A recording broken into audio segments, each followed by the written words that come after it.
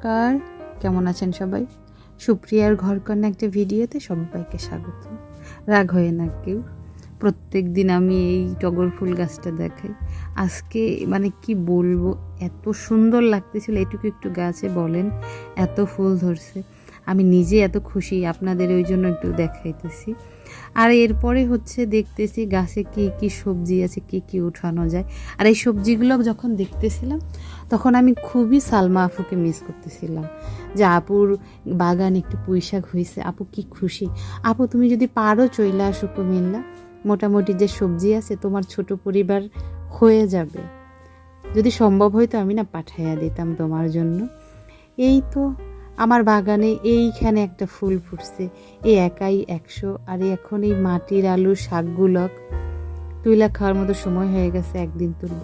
চলুন আগে রান্নাটা সারি, সকালে যেহেতু স্যারে অফিস যাবে। আজকে কেন সকালবেলায় যে ক্যামেরাটা ধরলাম জানি না, এই তো একটু লেট হয়ে গেল। রান্না করব হচ্ছে মাটির নিচে যে আলুগুলো হয়, পেস্তা আলু বলে অনেকে, আমার এলাকায় বলে মাইটটা আলু। এটা তরকারি রান্না করবো। আগে যেদিন রান্না করছিলাম সেদিন স্যারের বেশি ভালো লাগে নাই, তা আমি বললাম যে আমার এলাকায় যেভাবে খায়, মূলত আমার মা যেভাবে রান্না করে সেইভাবে মশলা ছাড়া রান্না করে দিই। সে হচ্ছে মশলা ছাড়া রান্না খুব বেশি পছন্দ করে। পাশাপাশি মাছ ভাইজে নিছি, আর ভাইজে নিতেছি কিছু চিংড়ি মাছ, মাকে ভর্তা করে দেবো। উচ্ছে ভাজি হোক, ভর্তা হোক, তরকারি হোক, আমরা সবাই খুব ভালোবাসি। আলুটা সিদ্ধ হয়ে গেছে, যে পরিমাণে ঝোল রাখবো সেটাও হয়ে গেছে, মাছ দিয়ে দিলাম।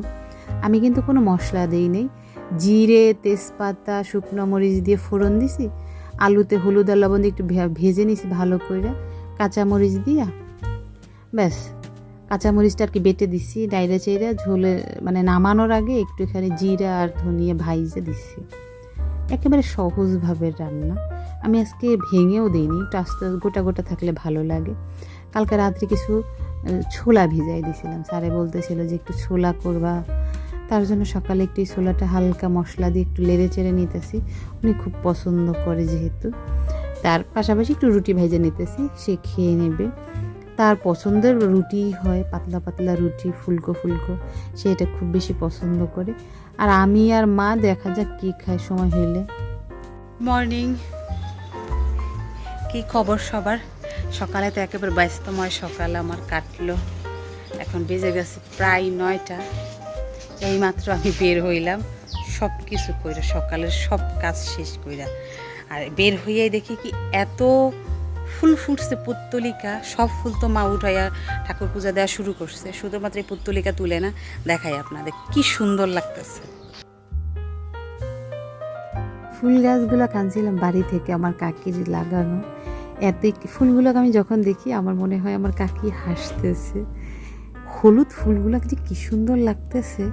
আমি মনে করতেছি যে এদের পরিবারটাকে একটু বাড়াইতে হবে, তাহলে আরও সুন্দর হবে। দেখি এদের পরিবার বাড়ানোর জন্য কি করা যায়। এই তো সব রেখে আসছি শাশুড়ির জন্য খাবার রেডি করতে। মশলা দিয়ে তো ছাড়ের জন্য করছি, কিছু আলাদা সিদ্ধ ছোলা রেখে দিয়েছি, ওনাকে মুড়ি দিয়ে মেখে দিলাম। মাকেও দিয়েছি, ওটা আমিও খেয়েছি। তারপরে মায়ের একটা ব্লাউজ পিস আমি কাইটে নিতেছি, এটা বানাইয়ে দিই। অনেক সফট, বয়স্ক মানুষ তো, তাই সফট না হলে পড়তে পারবে না, হালকা কালারের একটু পছন্দ করে। ব্যাস বানানো হয়ে গেছে, শুধু গলার এখানে একটু হাতের কাজ করব। কালকে রাত্রে করছি কি, এইখান থেকে এই খাটটা এই পাশে নিচ্ছি, মায়ের খাটটা, এই নিচটা আমি একটু সুন্দর করে পরিষ্কার করছি। মায়ের আলনা তো এই পাশে ছিল, পরিষ্কার করার জন্য এই পাশে নিচ্ছি, আবার জায়গা মতো আজকে বসাইয়া রাখবো। সারাদিনই কিন্তু তেমন কোনো ভিডিও করতে পারিনি। সন্ধ্যাবেলায় এই টুনটুনি পাখিটা ঘরের মধ্যে হয়তো ভুল করে ঢুকে গেছে। প্রথমে আমি খেয়াল করি নাই, এরপরে দেখি যে শুধু উঠতেছে এখান থেকে এখান থেকে এখান থেকে। আমি এত চেষ্টা করতেছি একে দরজা দিয়ে বের করার জন্য, কোনোভাবেই করতে পারতেছি না। সে শুধু উড়েই যাচ্ছে। টুনটুনি পাখি কি সহজে ধরা যায় বলেন? তারপর অনেক যুদ্ধের পরে 40 মিনিট ওর পিছনে দৌড়ানোর পরে আমি ওকে ধরছি। আর এই হচ্ছে অবস্থা। ওমা মরে গেল কিনা, উফ কি শান্তি, তীর কতই না তৃপ্তি। আমরা প্রত্যেকেই মুক্ত হইতে চাই কিন্তু পারি না। পাখিটা আমার হাত থেকে যাওয়ার পরেও মনে হয় ও দুনিয়া ফিরে পাইল, কারণ আমরা মানুষরা তো ভালো না। আসলে আবারই খারাপ লাগতেছিল রাতের বেলায় ওইখানে থাকলে, হয়তো বাচ্চা একটা পাখি ভুল করে ঢুকে গেছে, তার জন্য আমি সব লাইট টাইট অফ করে এরপর দেখি এক জায়গায় চুপ হয়ে আছে, অন্ধকারে কিছু দেখতে পাচ্ছি না, আমি ধরে আসতে ছেড়ে দিয়েছি। যখন প্রথমে উড়ে নাই আমি তো ভয় পেয়ে গেছি যে মরে ঠরে গেল কি না। যাই হোক, ভালো মতো বাড়ি গেছে। কি পরিমাণে বৃষ্টি হয়েছে জানেন, আমি একদম ভিডিও করতে পারিনি। কিছু কাপড় চোপড় ধুয়েছিলাম, সব ঘরে লাইরে দিছি, মায়ের কাপড় যেমন মায়ের ঘরে লাইরে দিছি। এখন ওর সারা আসে নাই, সন্ধ্যা হয়ে গেছে। আমি একটু কফি খাবো, আমার মাথাটা ব্যথা করতেছে। জানি না গরম হইলেও সমস্যা, ঠান্ডা পড়লেও সমস্যা, কই যাবে ঈশ্বর আলা। আজ মনে হয় সূর্য উত্তর দিকে ডুবছে। সে আসার সময় আমার জন্য একটা চিপসের প্যাকেট আনছে। এটা আমি আগে করতাম, বাবা যখন আসতো বাবার ব্যাগটা চেক করতাম যে কি আছে। এই তো এখানে চিপস। ও বাবা, এখানে মানি ব্যাগ কেন? এই চিপসটা দিয়ে এখন আমার সময়টা পাস করি। এরপর চলে আসছি রান্নাঘরে, ছাড়কে আমি চা দিয়ে দিছি। চা দেওয়ার পরে আমি একটু দই বসাবো। মা বলতেছিল যে মায়ের নাকি দই খেতে ইচ্ছা করতেছে, মিষ্টি দই। তার জন্য তো দুধ তো আছে, দুধটা আমি জাল করে নিয়েছি। এখানে চিনি দিয়ে ক্যারামেল তৈরি করে নিতেছি। ক্যারামেল করলে দইয়ের কালারটা অনেক সুন্দর হয়, তার জন্যই আমি অল্প চিনি দিয়ে করছি, যাতে বেশি ক্যাটক্যাটা মিষ্টি না হয়। ক্যাটক্যাটা মিষ্টি এখন কেউই পছন্দ করে না। এই মাটির দইয়ের পাত্রেটাই আমি দই বসাবো। আগের একটু দই ছিল, সেইটাকে ভালো করে মেখে নিচ্ছি, তাহলে এই দুটোই হয়ে যাবে। আলাদা করে আর বেশি দেওয়ার দরকার নেই। আমি খুব কম পরিমাণে যেহেতু দইয়ের আয়োজন করছি, 1 কেজি দুধের দই করব, তার জন্য যেভাবে সহজ হয় সেটাই করলাম। আর এটা যদি দুপুরে করতাম বেটার হয়তো, খুব সহজে বইসা যেত, কিন্তু আমাকে রাত্রেই করতে হলো। আমার আসলে খেয়াল ছিল না, তার জন্য এখন করে নিলাম।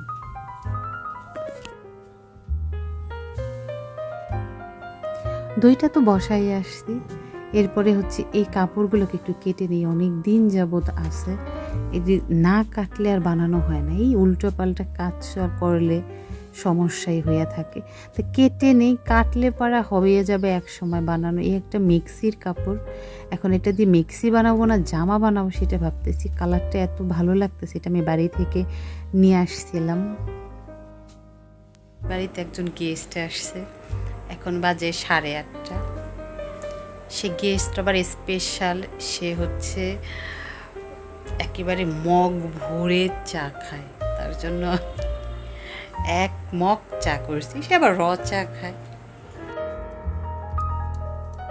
তো গেস্টের সাথে সাথে স্যারেও চা খাবে, স্যারে কিন্তু একবার খাইছে চা। এই হচ্ছে মগের সাইজ, কিন্তু উনি চিনি ছাড়া খায়, তো সমস্যা নাই, খেলে পারা। গেস্ট চলে গেছে অনেক আগেই। আমি আজকে রাতের খাবারটা একটু অন্যরকমভাবে রেডি করতেছি। করব ম্যাশ পটেটো, তেলের মধ্যে কাঁচামরিচ কুচি আর আলু দিয়ে এটাকে ভালো করে, মরিচটা একটু ভেজে নিয়েছি, লবণ দিয়ে এটাকে একটু ভেজে নিতেছি। এর মধ্যে দিয়ে দেব দুধ 1 কাপের মতো।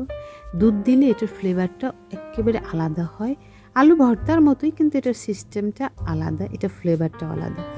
এটাতে পাসলে পাতা, পুদিনা পাতা দিলে এর ফ্লেভার আরও ভালো হয়। যেহেতু আমার কাছে ওই 2টা নাই, তো আমি কাজটা ধনে পাতা দিয়েই সারবো। আর দিয়ে দেবো একটু গোলমরিচ। এটা খুবই সহজ রান্না, যে কেউ একটু পরিমাণটা ঠিক থাকলে এটা খেতে দুর্দান্ত হয়। এটা তো আমি অনেকবার আগে খেয়েছি, কিন্তু ছাড়ের জন্য এই প্রথমবার, শাশুড়ির জন্য প্রথমবার, দেখি তাদের ভালো লাগে কিনা। খুবই কম সময়ে এটা তৈরি করা হয়। এটা চাইনিজ যে কোনো খাবারের সাথে ভালো লাগে, রুটির সাথেও খেতে ভালো লাগে। বলছিল আমাকে নান করতে, কিন্তু আমার ইচ্ছা করতেছে না আজকে নান রুটি বানাতে, তো আমি নর্মালি রুটি বানিয়ে দেবো। আর এর সাথে করব গ্রিল ফিশ। গ্রিল ফিশটা হচ্ছে আমি নর্মালি, এটা হচ্ছে সামুদ্রিক মাছ হলে ভালো হয়, আমার কাছে সামুদ্রিক মাছ নাই যেহেতু, তার জন্য ঘরে ছিল রুই মাছ দিয়েই করলাম। একটু গোলমরিচ, একটু সয়া সস, একটুখানি চিলি ফ্লেক্স, একটুখানি লেবু আর লবণ দিয়ে মাছটাকে মেখে রেখেছিলাম। আর সাথে একটু আদা বাটাও দিছিলাম। যে বলে রাখছিলাম মাছটা, ওই বলে বরবটিগুলো দিয়ে একটু মাখিয়ে এনে দিয়েছি। এটা একটু ফ্রাই করে নেব।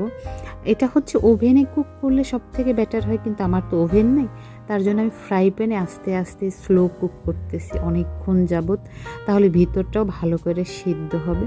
সে 2বার আসছে, এসে বলতেছে যে এটার ফ্লেভার তো অনেক ভালো, আমি প্রথমবার খাবো। আমি বললাম হ্যাঁ খেয়ে অবশ্যই তৃপ্তি লাগবে। যাই হোক, হয়ে গেছে। এর সাথে যদি দুর্দান্ত কিছু সালাদ করা হয় তাহলে বেটার হয়, কিন্তু সেগুলোকেও আমি আয়োজন করলাম। 2-3 বার আসলো আর বললো যে হ্যাঁ আমার কিন্তু ক্ষুধা লেগে গেছে। বরবটিগুলোকে ফ্রাই করে নিছি আর সাথে রুটিগুলো ভেজে নিয়েছি। আমি এখানে প্লেটিং করতেছি, সে বলতেছে যে তোমার আর ভিডিও করতে হবে না, ভিডিও করার কারণে খাওয়ায় নাকি তার সবসময় দেরি হয়ে যায়। যাই হোক চলুন আগে খেয়ে নিই, আরও কাজ আছে কিন্তু আমার। শিক বাজার চলে আসছে, এগুলোকে একটু গুছাইয়া রাখতে হবে। যাই হোক ভিডিওটা আজকের মতো এখানেই শেষ করছি। যদি ভালো লেগে থাকে অবশ্যই একটা লাইক করে দেবেন, আর ভিডিও সম্পর্কে কিছু জানার থাকলে অবশ্যই কমেন্ট করে জানাবেন। সবাই সুস্থ থাকবেন, ভালো থাকবেন, সাবধানে থাকবেন। আবারও দেখা হবে